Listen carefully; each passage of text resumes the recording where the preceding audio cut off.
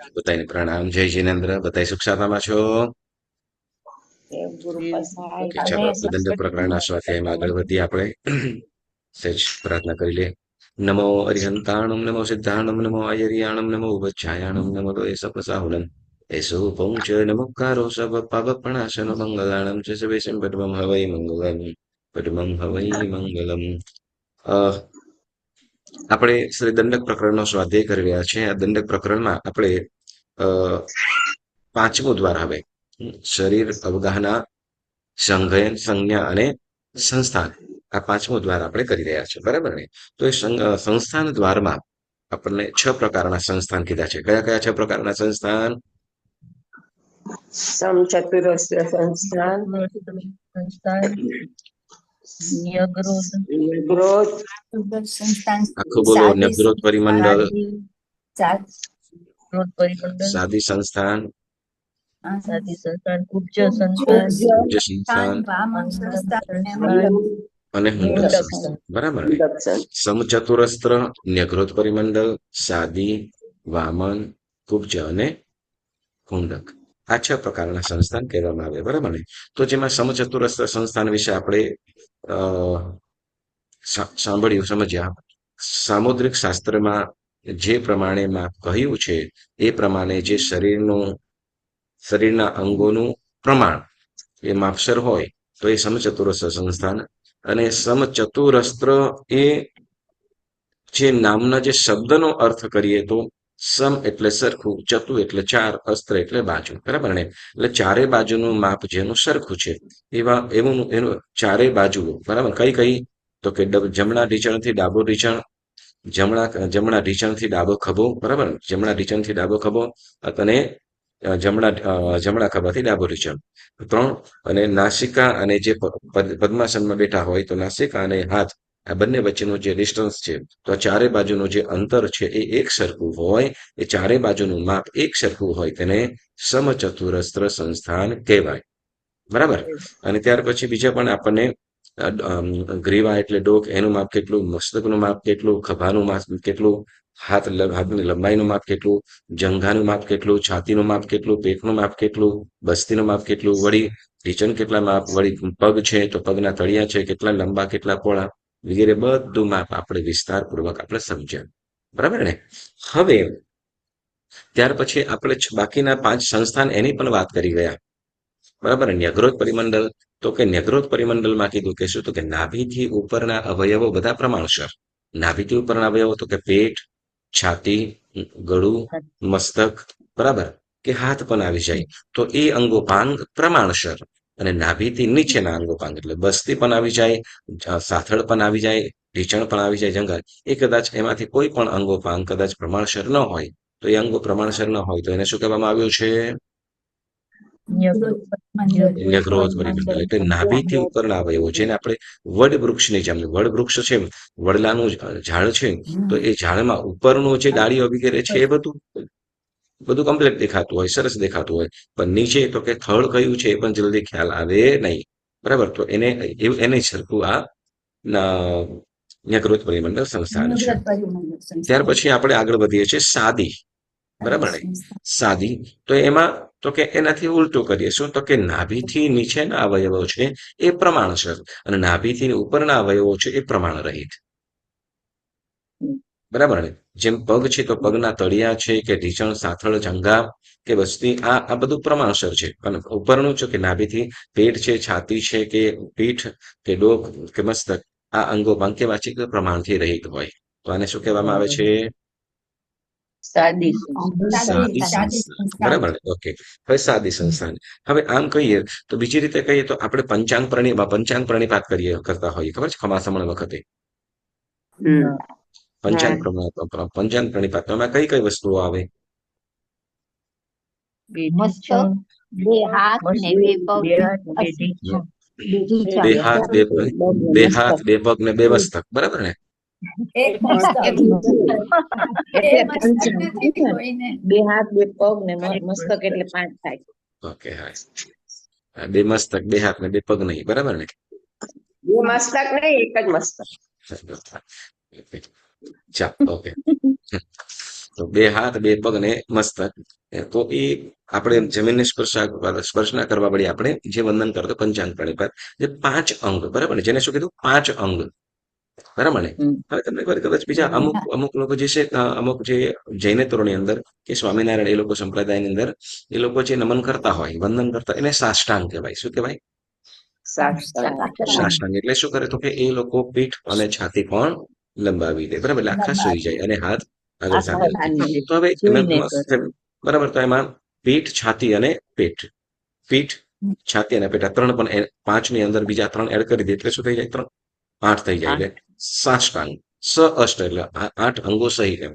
Okay, હવે આપણે કહીએ તો અહીંયા અહીંયા હવે આ કહેવાની મતલબ એ છે કે હવે આની અંદરથી જેમ પહેલા કીધું કે અડધું આખું શરીર, પહેલાની અંદર સમચતુરસ્ર સંસ્થાનની અંદર શું કીધું? તો કે બધા અંગો પ્રમાણસર કીધા, બરાબર ને. તો સમચતુરસ્ર સંસ્થાન વાળો હોય. બીજા ન્યગ્રોહ પરિમંડળમાં તો કે નાભીના ઉપરના અવયવો કેવા? પ્રમાણસર, અને નીચેના, નાભીથી નીચેના અવયવો તો કે પ્રમાણ રહિત. તો એ ન્યગ્રોહ પરિમંડળ કીધું.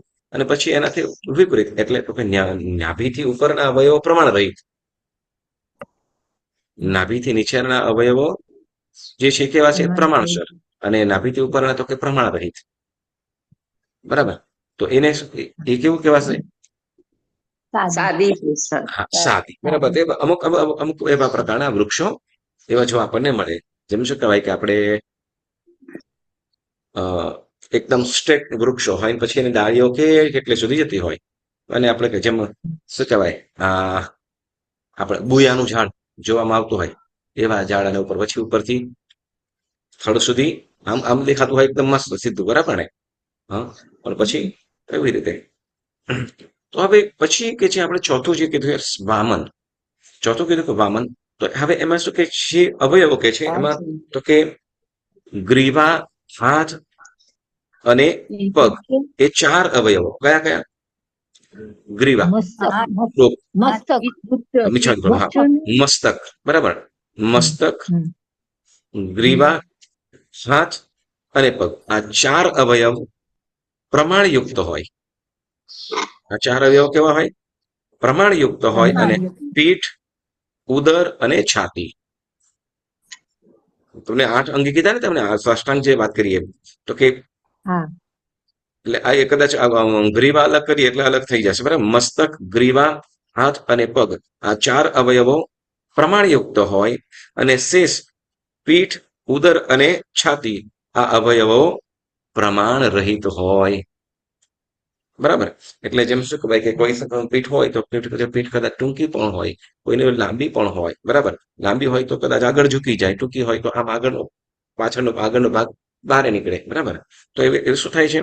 તો કે એ અવયવો કેવા હોય? તો કે પ્રમાણથી રહિત હોય. કયા કયા પ્રમાણ રહિત? એટલે પ્રમાણ વગર, એટલે માપસરના ન હોય. કયા કયા? તો કે પીઠ, પીઠ પાછળ, બરાબર, બે આપણે જે બૈડો કહીએ એ, અને ઉદર, પેટ અને છાતી, આ 3 અવયવો કેવા છે? પ્રમાણ રહિત હોય છે, બરાબર, પ્રમાણ રહિત હોય. અને જે મસ્તક છે, મસ્તક, ગ્રીવા, હાથ, પગ, બરાબર ને, આ અવયવો કેવા હોય? પ્રમાણ સહિત હોય. પ્રમાણ એટલે માપસર ના હોય, બરાબર. હવે માપસર કયા માપ કીધેલું છે? સામુદ્રિક શાસ્ત્ર પ્રમાણે. સામુદ્રિક શાસ્ત્ર પ્રમાણે કેવી રીતે? સામુદ્રિક શાસ્ત્ર પ્રમાણે ને, સામુદ્રિક શાસ્ત્ર સામુદ્રિક શાસ્ત્ર પ્રમાણે કેવી રીતે? ખંભાથી ડાબા ખંભાથી નહીં, એ તો સમચતુરસ્રની વાત, પ્રમાણસરની વાત કરી. એટલે પ્રમાણયુક્ત ને પ્રમાણ રહિત હોય એવી રીતના હા, છે એ ને? પ્રમાણ રહિત, પ્રમાણ સહિત કેવી રીતે કહેવાશે?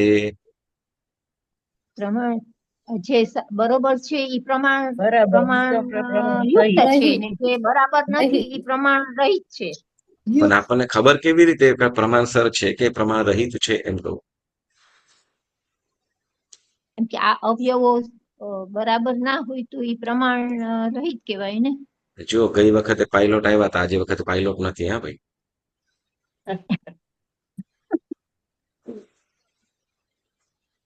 ગઈ વખતે પાયલોટ હતા, આ વખતે આજે પાયલોટ નથી આવ્યા. હજી યાદ આવે છે કાંઈ? આત્માના 108 અંગુલ હોય. હા, આત્માંગુલ કયું? એટલે પોતાના આંગળનું માપ, બરાબર? પોતાના આંગળનું માપ. જે મસ્તક કીધું છે, માથું તો કે 12 આંગળ કીધું, એ કોના આંગળ પ્રમાણે? પોતાના પોતાના આંગળ. તો પોતાના આંગળ હોય એને શું કહેવાય? આત્માંગુલ. યસ, આત્માંગુલ. ઓકે, યાદ રાખવાનું થોડું થોડું. યસ. ઓકે, હા. ઓકે, ચાલો, સરસ. તો એટલે જે પોતાના જે આંગળ પ્રમાણ, બરાબર? પોતાના આંગળ પ્રમાણ જે માપ કીધું છે એ પ્રમાણસર હોય. કઈ કહ્યું તો કે છાતી, મસ્તક, ગ્રીવા, હાથ, પગ, બરાબર ને? છાતી ની મસ્તક ગ્રીવા હાથ. મસ્તક, ગ્રીવા, હાથ અને પગ, બરાબર? તો આ અવયવો કેવા છે? પ્રમાણસર, બરાબર ને? મસ્તક, ગ્રીવા, હાથ અને પગ આ પોતાના આંગળ પ્રમાણ જે માપ કહ્યું છે, સામુદ્રિક શાસ્ત્રમાં કહ્યું છે એ પ્રમાણે હોય તો એને શું કહેવાશે? હા, વામન. અને ઓલા પણ વામન ની અંદર પણ એમાં પાછા 3 જે કીધા, પીઠ, છાતી અને ઉદર, તો એ પ્રમાણ રહિત હોય તો એને શું કહેવાશે? વામન સંસ્થાન. કયું? વામન સંસ્થાન. ખ્યાલ આવ્યો? હા, પણ ગ્રીવા એટલે શું? ગ્રીવા એટલે ડોક, ગળું, ગળું, ડોક. ઓકે. બરાબર, ગળું, બરાબર. અને ત્યાર પછી 5મું સંસ્થાન કે છે કુબ્જ, બરાબર. શું કે છે? વામન થી વિપરીત. તો કે હા, મસ્તક, ગ્રીવા, હાથ અને પગ આ અવયવ કેવા હોય તો કે પ્રમાણ રહિત હોય. આ અવયવો કેવા હોય? પ્રમાણ રહિત હોય, બરાબર. અને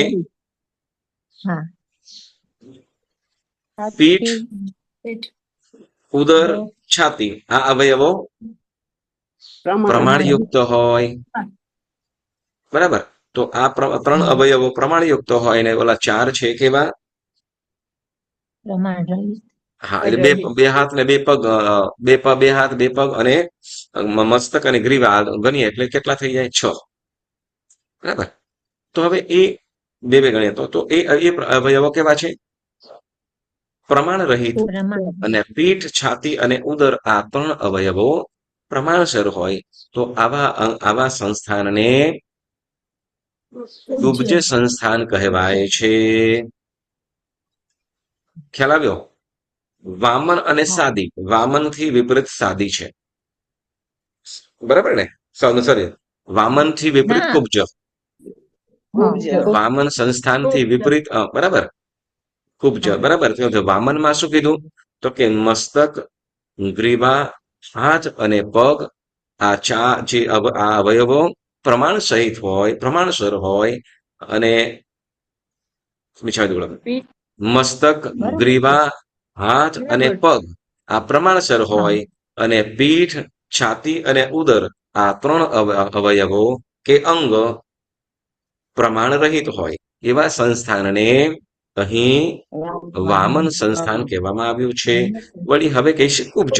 તો કે કુબ્જ સંસ્થાનમાં તો કે મસ્તક, ગ્રીવા, હાથ અને પગ આ અવયવો પ્રમાણ રહિત હોય અને પીઠ, છાતી અને ઉદર આ અવયવો પ્રમાણ રહિત હોય.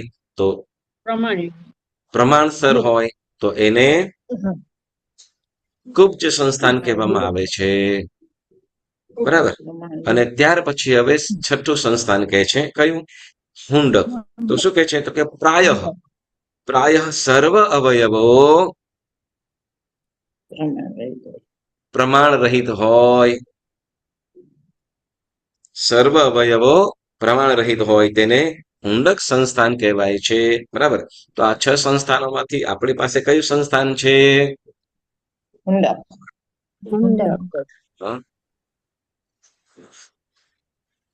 એક ગુજરાતીમાં એક કવિતા આવતી 4થા ધોરણમાં કે 5મા ધોરણ, ઊંટ કહે છે આશા મામા, હા, એવું કરીને. તો એમાં વાત કરે અન્યનું તો એક વાંકું આપણા 18 છે. ઊંટને છે ને, ઊંટને 18 આંકડા છે. કેને શું કહેવાય? એમ કે કવિતાની અંદર કે પોપટની ચાંચ વાકી, કૂતરાની પૂંછડી વાકી, હા, બગલાની ડોક વાકી, બરાબર. હા, ને એમાં શું કહ્યું? અન્ય અને પછી શિયાળ કે છે શિયાળ ઓલા ઊંટને કહે છે કે અન્યને તો એક વાંકું, એક વાંકું પણ આપણા 18 છે એમ. એટલે ઊંટ તો ત્યાં તો ઊંટની વાત કરી, પણ ઊંટ કરતા સંદેશો આપણને કીધું કે ઊંટ કઈ ભણવાનું નતું, એને જરૂર નતું કે અન્યનું એક વાંકું પણ આપણા 18 છે એમ. એટલે અહીંયા મૂળ વસ્તુ કહીએ કે પ્રમાણસર અહીંયા સંસ્થાનની વાત કરીએ છીએ.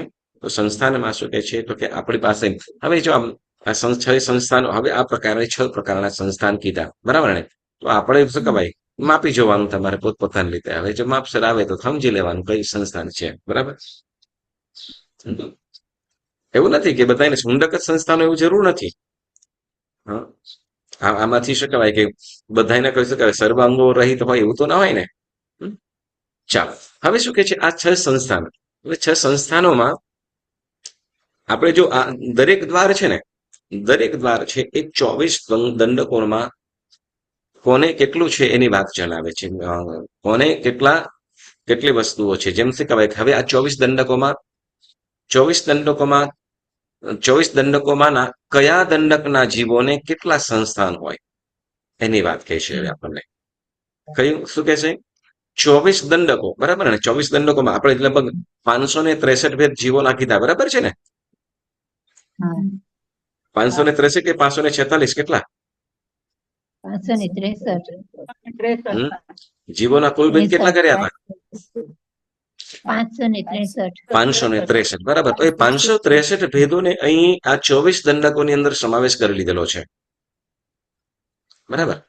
24 દંડકોની અંદર એ 563 ભેદોને 24 દંડકોની અંદર સમાવેશ કરી લીધો છે, બરાબર. તો એમાં પર્યાપ્ત અપર્યાપ્ત બધું ત્યાં એમાં આવી ગયું, પણ એ જીવો એકની અંદર લઈ લેવાનું, બરાબર. તો હવે એ 563 જીવોની અંદર, બરાબર ને, હવે એને આપણે 24 દંડકોની અંદર, એ 24 દંડકોમાં કયા દંડકના જીવને કેટલા શરીર હોય, બરાબર. જે મનુષ્યના ત્યાં આપણે શું કીધું હતું, મનુષ્યના 303 ભેદ કીધા હતા, અને મનુષ્યના 303 ભેદમાં માત્ર અહીંયા તો એક જ દંડક તેમનો કહી દીધો, બરાબર ને? હા, દેવોના કેટલા ભેદ કર્યા હતા? 198. હા, 198 ભેદ, બરાબર. પણ એ 198 ભેદ દેવોને અહીંયા માત્ર કેટલા, તો કે 13 દંડકની અંદર લઈ લીધા, બરાબર ને? નરકના કેટલા ભેદ કર્યા હતા? 14. 14 દંડકોમાં 14 ભેદ, બરાબર. અહીંયા એનો એક જ દંડકની અંદર સાથે નારકોને ગણાવી લીધા, બરાબર ને? તિર્યંચન, પંચેન્દ્રિય તિર્યંચના કેટલા ભેદ કર્યા હતા? 20 ને 30 કે 20? 20. હા, 20, બરાબર. હા, બધા ખોવાઈ ગયા. સુરભીબેન બધા ખોવાઈ ગયા ને? પ્રવીણાબેન, રક્ષાબેન? હા, તો 20 ભેદોને માત્ર એક જ દંડકમાં સમાવેશ કરી લીધો. 5 સ્થાવરોના કેટલા કર્યા હતા? 48, બરાબર. 5 સ્થાવરના 22 ને 22 ને 20. 48 કે 22? 22. ઓકે, ચાલો 22. ઓકે, તો 22 ભેદો અહીંયા માત્ર કેટલા, તો કે 5 દંડકની અંદર લઈ લીધા, અને વિકલેન્દ્રિયના 6 ની જગ્યાએ 3 દંડક લાખ્યા, બરાબર ને? તો અહીંયા એમ કરતા 24 દંડકો હોય, બધા 563 જીવો ભેદોને અહીંયા માત્ર 24 દંડકની અંદર સમાવેશ કરી લીધા. તો એ 24 દંડકોની અંદર કયા દંડકના જીવોને કયું સંસ્થાન હોય એની વાત કરે છે, બરાબર. તો શું કે છે ગાથા નંબર આપણે 12મી, બરાબર. જેમાં આપણે સંસ્થાની સંજ્ઞાની પણ વાત કરી ગયા હતા, બરાબર ને? કે સવ્વેસીમ 14 વાસનના સવ્વેસુ રાય ચૌરંસા નરતીરી 6 સંઠાના હુંડા વિગલિંદી નિરૈયા, બરાબર. તો શું કે છે એ એમાં સંસ્થાન દ્વાર ચાલુ એની આપણે વાત કરીએ, બરાબર. કેમ કે ત્યાં ઓગ સંજ્ઞા, કમળો વગેરે આપણે સંજ્ઞા વિશેની વાત કરી ગયા હતા, બરાબર. તો હવે સંસ્થાનની વાત કરે છે એમાં. સંસ્થાન દ્વાર ગાથા નંબર 12મી, અને એનું વિવેચન ખોલો, બરાબર. મળ્યું. અને એમાં પછી અડધું વિવેચન પછી સંસ્થાન દ્વાર ચાલુ થાય છે. જૂની પુસ્તકની અંદર પેજ નંબર 57. મળ્યું? ઓકે, શું કે છે હવે? તો કે સર્વ દેવોને એટલે કે દેવના 13 દંડક, બરાબર ને? કયા 13 દેવ દંડક? 10 ભવનપતિ, 10 ભવનપતિના 10, 8 વ્યંતરના 8, બરાબર ને? આઠ વ્યંતરનો 1. ઓકે, હા, 10 ભવનપતિના 10, વ્યંતરનો 1, જ્યોતિષ નોયક અને વૈમાનિક નોયક. એટલે આમ 13 દંડક, બરાબર. 13 દંડકોમાં એક સમચતુરસ્ત્ર સંસ્થાન હોય. શું કીધું? 13 દેવદંડકોમાં કયું સંસ્થાન હોય? હા, સમચતુરસ્ત્ર સંસ્થાન હોય છે, બરાબર. અર્થાત કોઈ પણ દેવ કે દેવીને સમચતુરસ્ત્ર સંસ્થાન સિવાય બીજું સંસ્થાન નથી, બરાબર. પરંતુ તે ભવધારણીય મૂળ શરીરની અપેક્ષાએ જાણવું. એટલે જે જીવ એ જીવો એનું જે મૂળ શરીર હોય એ મૂળ શરીરની અંદર આ સમચતુરસ્ત્ર સંસ્થાન હોય, બરાબર. ભવધારણીય એમ કીધું એટલે મૂળ શરીર, બરાબર, જે જન્મથી મળ્યું છે. કારણ કે દેવોનું ઉત્તર વૈક્રિય સંસ્થાન તો સિદ્ધાંતમાં અનેક પ્રકારનું કહ્યું છે. એટલે હવે એ લોકો ઉત્તર વૈક્રિય શરીર, બરાબર, ઉત્તર વૈક્રિય શરીર બનાવી ત્યારે તો કે એ લોકોને જેવું બનાવવું એવું બની શકે. હવે આમાં ન્યગ્રોધ પરિમંડળ સંસ્થાન વાળું પણ બની શકે અને સાદી બાવન વાળું. કેમ કે સંસ્થાન એટલે શું? સંસ્થાન એટલે શું? શરીરની આકૃતિ. શરીરની આકૃતિ, બરાબર. શરીરની આકૃતિ, બાહ્ય શરીરને જે આકાર છે, આકૃતિ છે, એને સંસ્થાન કહેવામાં આવ્યું. તો એટલે કે જે મૂળ જે એ લોકોનું શરીર છે દેવદેવીઓનું, તો એ કયું છે? સમચતુરસ્ત્ર સંસ્થાન. પણ જ્યારે ઉત્તર વૈક્રિય શરીર બનાવે ત્યારે એ લોકો પોતાની ઈચ્છા અનુસાર ગમે તે શરીર બનાવી શકે. તો એ પ્રમાણે એનું સંસ્થાન ઘટી શકે.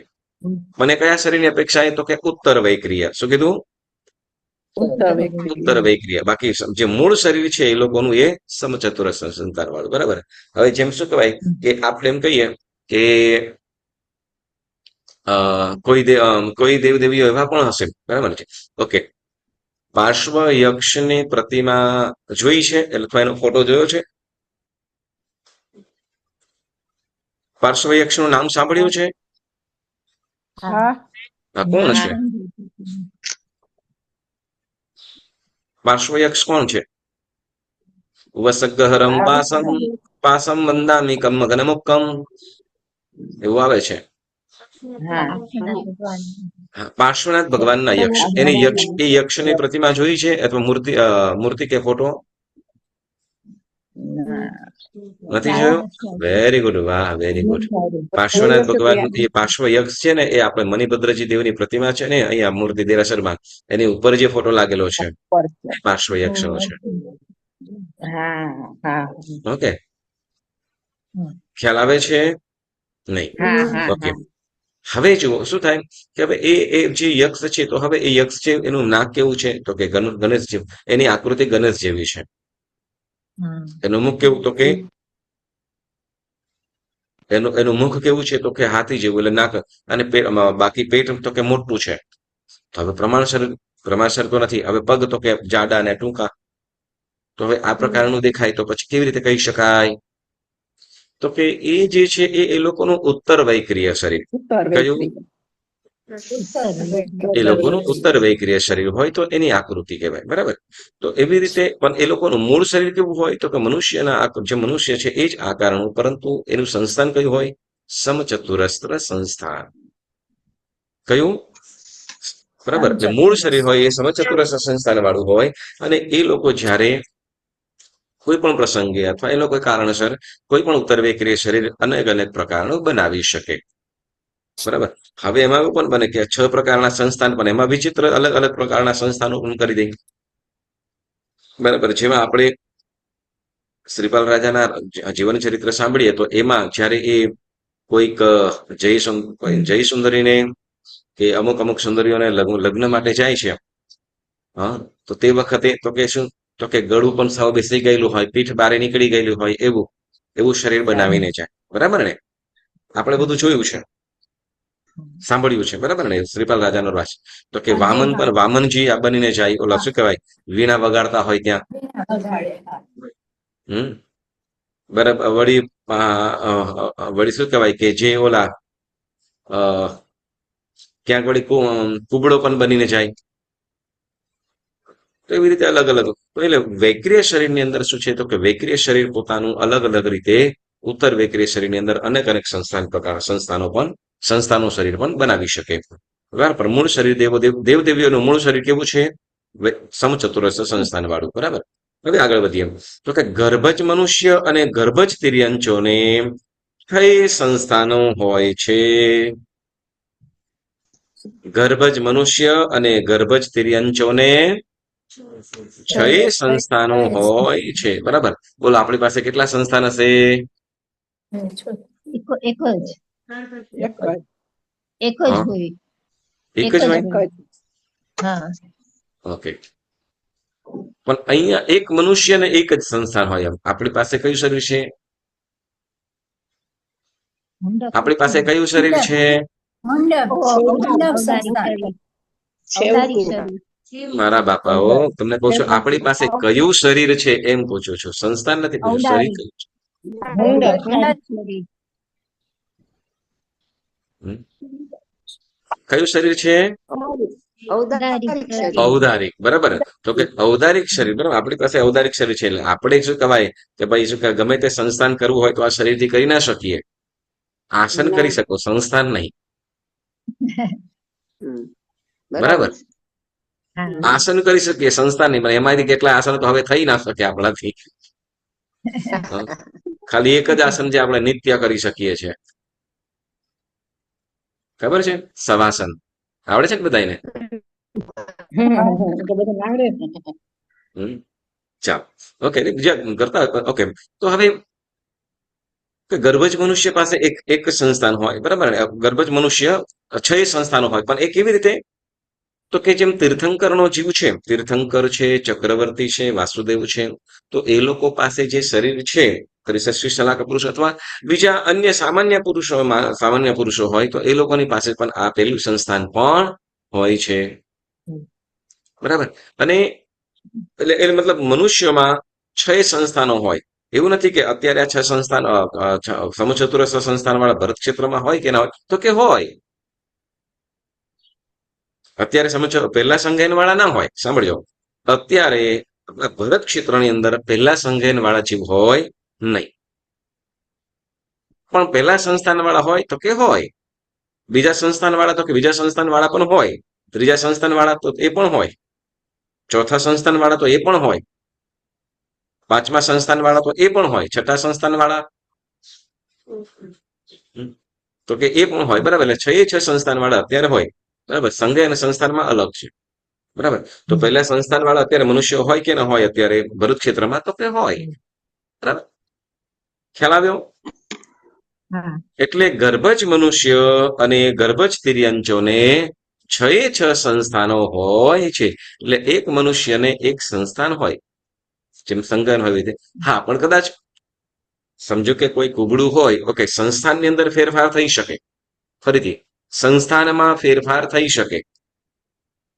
સમજો કે કોઈ કુબડું કે એવું થઈ ગયું હોય, બરાબર, અને કોઈ દેવ કે દેવીની સહાયતાથી એના અંગોપાંગ સરખા થઈ જાય, સારા થઈ જાય, તો બોલો સંસ્થાન ફેરવાઈ જાય કે નહીં? ફેરવાઈ જાય. બરાબર. તો એ શું છે કે એ સંસ્થાન ફેરવાઈ શકે, એટલે કે સંસ્થાન બદલાઈ શકે, સંઘયન નહીં. બરાબર. એટલે ગર્ભજ મનુષ્ય અને ગર્ભજ તિર્યંચોને 6 સંસ્થાનો હોય છે. બરાબર. હવે શું કે છે? યુગલિક મનુષ્ય અને યુગલિક તિર્યંચોને તો દેવોની માફક એક સમચતુરસ્ત સંસ્થાન જ જાણવું. અહીંયા જો, યુગલિક મનુષ્ય અને યુગલિક તિર્યંચો. બરાબર. એઓને તો કે દેવોની માફક કયું? તો કે સમચતુરસ્ત સંસ્થાન જ જાણવું. અને શેષ સંખ્યાત આયુષ્યવાળા મનુષ્ય. કયા? શેષ સંખ્યાત આયુષ્યવાળા મનુષ્ય તિર્યંચોને યથાસંભવ 6 સંસ્થાન હોય છે. પરંતુ એક જીવને સમકાળે કોઈ પણ એક જ સંસ્થાન હોય. કોઈ પણ એક જીવને, બરાબર, સમકાળે એટલે એક સમયે એક જ સંસ્થાન હોય છે. બરાબર. હવે શું કે છે? 6 સંસ્થાન એમાં લખે છે ને, એમાં એક સ્ટાર કર્યો છે, તો સ્ટાર નીચે ફૂટનોટ કહે છે તો કે સંખ્યાત વર્ષના આયુષ્ય વાળા મનુષ્યમાં પણ સર્વ તીર્થંકર, ચક્રવર્તી, વાસુદેવ, બળદેવ, પ્રતિવાસુદેવ આદિ સમચતુરસ્ર સંસ્થાની હોય છે. એટલે જો, સંખ્યાત વર્ષના આયુષ્ય વાળા, બરાબર, તો કે સંખ્યાત વર્ષના આયુષ્ય વાળા જે મનુષ્ય છે એ કેવા? તો કે સર્વ તીર્થંકરો. સર્વ તીર્થંકરો જેમાં શું કહેવાય? જેમ પાર્શ્વનાથ ભગવાન, તો પાર્શ્વનાથ ભગવાનનું આયુષ્ય કેટલું હતું? 100 વર્ષ. 100 વર્ષનું. હમ 100 વર્ષનું.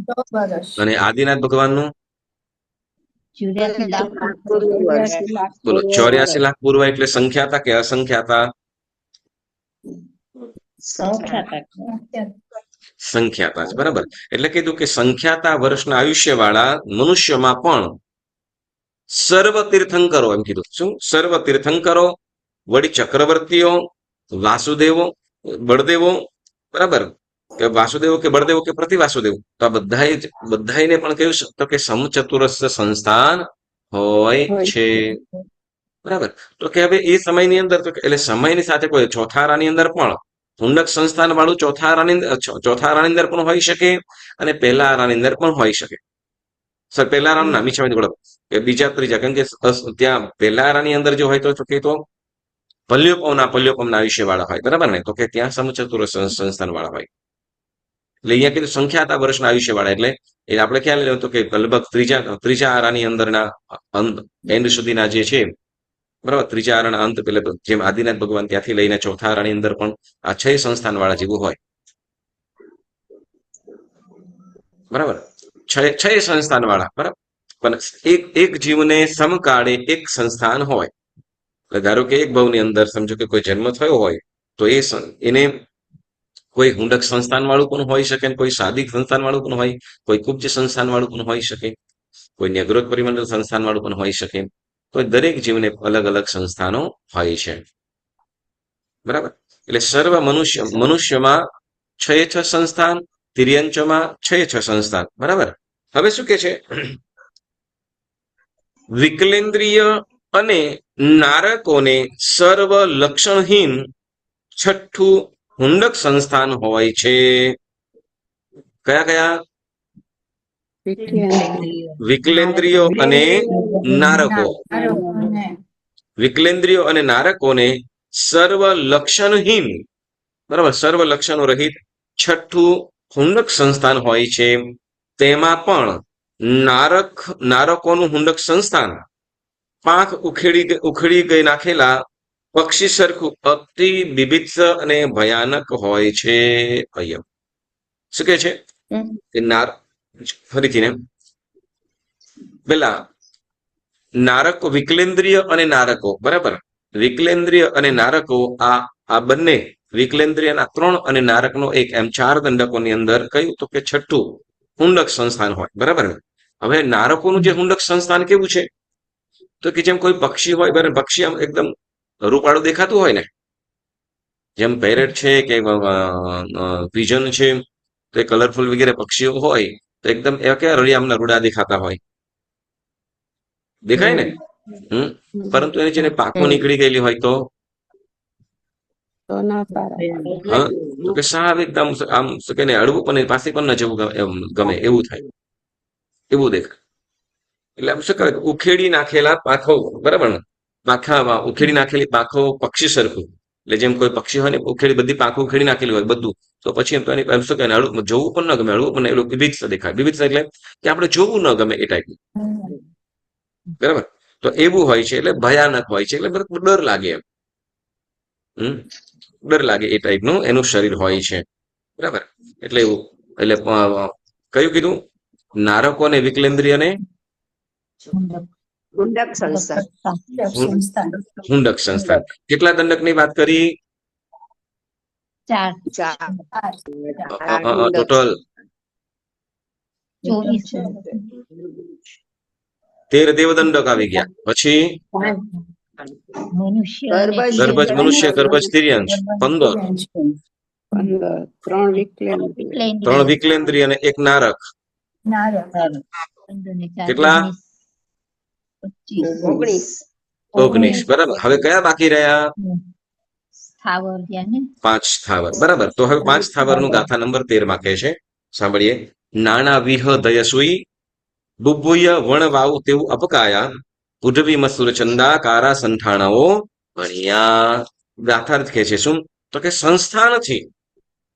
સંસ્થાનથી વનસ્પતિકાય વાયુકાય, દેવકાય અને આપકાય અનુક્રમે જુદા જુદા અનેક આકારવાળા ધજા, સોય અને પરપોટાના આકારવાળા તથા પૃથ્વીકાય, મસૂરની દાળ કે ચંદ્રના આકારવાળા કહ્યા છે. બરાબર. હવે શું કે છે? તો કે સંસ્થાન. તો વનસ્પતિ કાય કેવું છે? તો કે વનસ્પતિ કાયનું સંસ્થાન તો કે જુદા જુદા આકારવાળું છે. વનસ્પતિના તો કે અનેક અલગ અલગ પ્રકારના સંસ્થાન કીધા, જુદા જુદો આકાર છે. બરાબર. કેવી રીતે આપણે પછી જોઈએ કે વનસ્પતિ છે, બરાબર, તો વનસ્પતિ બોલો કેટલા પ્રકારની અલગ અલગ છે ને વનસ્પતિના જીવો. કોઈ સમજો કે લાંબુ છે એકદમ તાડ સરખું કે નારિયેલ સરખું, કોઈ એવું છે કે વડ સરખું. બરાબર ને? વડ છે તો વડનું વડ વૃક્ષ, એમાં કયું જીવ છે? વનસ્પતિ કાય. બરાબર ને? તો એમાં અલગ વળી ફળ વગેરે હોય કે તો એનો પણ અલગ અલગ. તો કે વનસ્પતિના જુદા જુદા આકાર વાળા છે. વનસ્પતિનો જીવ જુદા જુદા આકારના સંસ્થાન વાળા છે. પછી શું કીધું? વાયુકાય. બરાબર. વાયુકાય. તો વાયુકાય કેવો કીધું? વાયુકાયનો જીવ તો કે ધજાનો આકાર વાળો. ધજા એટલે કેવી ધજા? કવી ધજાની વાત કરે છે અહીંયા? હા, તો કે આપણે જેમ ઓલા આપણા જેમ દેરાસરમાં જેમ છે ને એવી નહીં, પરંતુ અન્ય જે મંદિરો છે, અન્ય મંદિરોની જે ધજા આવે ને, ટ્રાયંગલ, હા, ત્રિકોણ ટાઈપ. બરાબર, ત્રિકોણ. અને એમાં પણ પાછી સાવ એકદમ ત્રિકોણ ના હોય, ઉપરથી થોડું ધીમે ધીમે નીચે થતી જાય. બરાબર. તો ઉપરનો ભાગ લાંબો હોય, નીચે થોડો ટૂંકો આમ. બરાબર. તો એ ત્રિકોણ ભાગ જેવો થાય. તો એવા ત્રિકોણ જેવા આકાર વાળું આ વાયુકાયના જીવનું સંસ્થાન છે. પછી શું કે છે? વાયુકાય. તો વાયુકાય કેવું? તો કે સોય જેવું. સોય તો કે નીચેથી ઉપર, એમ કે ઉપરનો ભાગ કેવો હોય, જે આપણે અંદર કપડાની અંદર રાખીએ પાતળો. બરાબર. તો અગ્નિકાયનો જીવ છે. અગ્નિકાયનું સંસ્થાન કેવું છે? તો કે નીચે જાણું પછી ઉપર ધીમે ધીમે પાતળું. જેમ દીવો હોય, બરાબર ને, દીવો પ્રગટતો હોય તો દીવાની જ્યોત ઉપર કેવી હોય? તો કે સાવ પાતળી હોય. બરાબર ને? તો એવી રીતે એટલે સોય સરખો એમ કીધું. બરાબર. પછી અને અપકાય. તો અપકાય કેવું કીધું? પરપોટાના આકાર વાળા. બરાબર. તથા પૃથ્વીકાય કેવું? તો કે પૃથ્વીકાય તો કે મસૂરની દાળ. મસૂરની દાળ તો બધાને ખ્યાલ જ છે. બરાબર ને? અથવા તો કે ચંદ્રના આકાર વાળા. મસૂરની દાળ કે ચંદ્રના આકાર વાળા. બરાબર. હવે ચંદ્રનો આકાર તો કે ચંદ્ર કેવો? તો કે અર્ધ થોડોક, આખો સંપૂર્ણ નહીં, પરંતુ હા, યસ. પૃથ્વીકાય મસૂરની દાળ કે ચંદ્રના આકાર વાળા કહ્યા છે. એ પ્રમાણે સંસ્થાન કીધું. બોલો હવે, ચાલો બોલો. પૃથ્વીકાયનું સંસ્થાન ફટાફટ બોલો. ચંદ્રમાં હા, અર્ધચંદ્ર, થોડો શું કહેવાય, જેમાં આપણે દસમ, 11, 12 હોય એ ટાઈપમાં હોય. બરાબર ને? એ ટાઈપનો ચંદ્ર. ઓકે. પછી અપકાયનો પાણીના પરપોટા જેવું સંસ્થાન છે. ઓકે. તેવુકાય તો સોયના આકાર જેવો. વાવુકાય ધજા જેવું. અને વનસ્પતિકાયનો જુદા જુદા અલગ અલગ. બરાબર. જેમ શું કહેવાય કે જેમ એનો આકાર વનસ્પતિનો જુદો જુદો. કેમ કે કેટલાક વનસ્પતિઓ કેવી છે કે વેલાવાળી છે, વેલા સડકી. કેટલોક થડ છે, કેટલોક પાતળા એકદમ છે. જેમ શું કહેવાય કેમ જે મકાઈ છે, તો મકાઈનો છોડ કેવો છે? ધીમે ધીમે સ્ટ્રેટ સીધો હોય. બરાબર. એકદમ સીધો હોય, એ વાંકું ટેડું ન હોય લગભગ. મકાઈનું એ હોય ને. બરાબર. હવે જેમ શું કહેવાય, તો એનું સંસ્થાન અલગ રહેવાનું. વળી કોઈ વૃક્ષો છે તો વૃક્ષોના સંસ્થાન અલગ રહેવાના. પણ બધા જીવો કયા કહેવાશે? વનસ્પતિકાયના. એટલે વનસ્પતિકાયના જુદા જુદા આકારનું સંસ્થાન કહેવામાં આવ્યું. તો એ પ્રમાણે આપણને 24 દંડકના સંસ્થાનો કીધા છે. બરાબર. તો હવે એ પ્રમાણે અહીંયા 24 દંડકની અંદર કયું સંસ્થાન છે એ આપણે કોષ્ટકની અંદર પણ આપેલું છે. તો હવે તમને કઈ આની અંદર કઈ પૂછવું છે? બોલો. સમજાયું બધાને? ચાલો. 6 સંસ્થાન હોય એવા દંડકો કેટલા?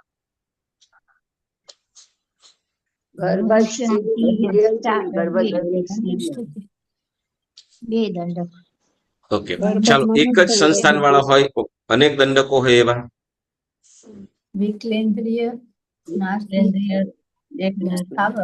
ઓકે. ચાલો. ફરીથી એક જ સંસ્થાન વાળા હોય એવા જીવો? તેર દંડક, વિકેન્દ્રિય, એક એક દેવોના તેર નારકીય, દંડક. સ્થાવરના 5. નાનક અને 5 સ્થાવર. ને દેવોને પાંચ? એક જ સંસ્થાન હોય. દેવનો દંડ. દેવોને એક જ સંસ્થાન હોય. દેવોને એક જ સંસ્થાન છે, નારકોને હા. નારકોને એક જ છે. નારકોને પણ એક જ. તો ભૂતળ. એક અલગ અલગ સંસ્થાનો એવા ખાલી બે જ દંડક છે, હમ. 6 એ 6 જેમાં કીધા. હા. કયા કયા? ગર્ભજ તિર્યંજ અને ગર્ભજ મનુષ્ય, બે જ દંડક એવા છે કે એમાં 6 એ 6 સંસ્થાનો છે કે એક થી વધારે છે. બાકી બધા દંડકોની અંદર એક એક જ સંસ્થાન કહેવામાં આવ્યું છે, બરાબર, પણ અલગ અલગ, બરાબર ને. નારકો અને વિકલેન્દ્રિયમાં હુંડક સંસ્થાન કહેવામાં આવ્યું. 5 સ્થાવરોમાં અલગ અલગ કીધા, બરાબર ને. તો કે જેમાં પૃથ્વીકાય તો કે મસૂરની દાળ, અપકાય તો કે પાણીના પરપોટા જેવું, તેવુકાય તો કે સોયના આકાર વાળું, વાવુકાય તો કે ધજા જેવું, અને વનસ્પતિકાય તો કે જુદા જુદા આકાર વાળું, બરાબર. દેવોની અંદર તો કે દેવો 13 દેવદંડક ની અંદર તો કે સમચતુરસ્ર સંસ્થાન, બરાબર છે. હમ. હા, ઓકે. અને જે વિકલેન્દ્રિય છે એમાં તો કે વિકલેન્દ્રિય અને નારકોની અંદર તો કે હુંડક સંસ્થાન કહેવામાં આવ્યું છે. તો આમ 6 સંસ્થાનો, બરાબર. 24 દંડકોમાં આ 6 સંસ્થાનોમાં કયા જીવોને કયું દંડ સંસ્થાન હોય છે એની વાતો આપણે જોઈ. અને હવે આવતી વખતે આપણે 4 કષાયોની વાત કરીશું. કઈ કઈ? તો કે શરીર, આપણે કયા કયા દ્વારા જોઈ ગયા? શરીર, અવગાહના, સંઘયન, સંજ્ઞા, સંસ્થાન. અને આવતી વખતે આપણે કષાય વિશે વાતો કરીશું. ઓકે, તો ત્યાં સુધી બધાય આ થોડુંક રીડિંગ કરજો, બરાબર, વિચારવાનું. ઓકે, ચાલો, સરસ. તો આજનો સ્વાધ્યાય સ્થગિત કરવું. જીનાજ્ઞા વિરુદ્ધ કાંઈ પણ બોલાયું હોય તો મન વચન કાયાથી ત્રિવિધે મિચ્છામિ દુક્કડમ મિચ્છામિ દુક્કડમ મિચ્છામિ દુક્કડમ. આજે કંઈક કોઈક બોલતું તો પૂછતું હતું. હા, હું કહેતી હતી કે આજે કોષ્ટક આપ્યું છે ને એની ઉપર લખ્યું છે પ્રત્યેક વનસ્પતિકાય સિવાય કોઈ એક કેન્દ્રીય શરીરનું એક શરીર જોઈ શકાતું નથી, હા તેથી તેના સંસ્થાનો પણ જોઈ શકાતા નથી. હા, એ વિચારજો. હા, એક જ મિનિટ. અમારી કે જે પ્રત્યેક વનસ્પતિકાય સિવાયના કોઈનું એક શરીર જોઈ શકાતું નથી, તેથી તેના સંસ્થાનો પણ જોઈ શકાતા નથી. યસ, કેમ કે આપણે પૃથ્વીકાય, આપકાય, તેવુકાય, વાવકાય છે, બરાબર. તો આ જીવોના એક જીવના શરીરને આપણે જોઈ શકતા જ નથી, એટલું અતિ સૂક્ષ્મ છે. બાદર છે, પરંતુ છતાંય આપણે એને જોઈ શકતા નથી, એટલે આપણી દ્રષ્ટિએ આપણે સૂક્ષ્મ કહીએ, પણ છે બાદર, બરાબર. તો એટલે એના સંસ્થાન કહી શકાતા નથી. પરંતુ આ જે કીધા છે, બરાબર ને, તો એ કોણે જોયું છે? કે કેવલ જ્ઞાની ભગવંતોએ, બરાબર, કેવલી ભગવંતોએ જોયું છે. એટલે આપણે તો માત્ર આ જે 5 સ્થાવરોમાંથી કોઈને જોઈ શકીએ છીએ? માત્ર તો કે પ્રત્યેક વનસ્પતિકાયને, પ્રત્યેક અને સાધારણ બંને, બરાબર. પણ એમાં સાધારણનું પણ એક શરીરને આપણે જોઈ શકતા નથી. સાધારણ હોય, કેમ કે સાધારણમાં માત્ર એક, શું કહેવાય, કે 100 અણી જેટલા ભાગ ઉપર પણ કેટલા તો કે અનંતા જીવો આવી જાય છે. એટલે એક જીવનું શરીર તો આપણે જોઈ શકતા જ નથી, બરાબર. એટલે માત્ર આપણે કોઈ સ્થાવરમાંના કોઈ એક જીવને જોઈ શકતા હોય, એક જીવનું શરીર, તો માત્ર પ્રત્યેક વનસ્પતિકાયનું, બરાબર. સરસ, ચાલો. તો આજનો સ્વાધ્યાય સ્થગિત કરીએ છીએ. જેના આજ્ઞા વિરુદ્ધ કાંઈ પણ બોલાયું હોય તો મન વચન કાયાથી ત્રિવિધે મિચ્છામિ દુક્કડમ મિચ્છામિ દુક્કડમ મિચ્છામિ દુક્કડમ. સર્વમંગલ માંગલ્યમ સર્વ કલ્યાણ કારણમ પ્રધાનમ સર્વધર્માણામ જૈનમ જયતિ શાસનમ જૈનમ જયતિ શાસનમ. બોલ બોલ શ્રી જીન શાસન દેવ કી જય. સૌને પ્રણામ. જય જિનેન્દ્ર. કંચનભાઈ, હાજી.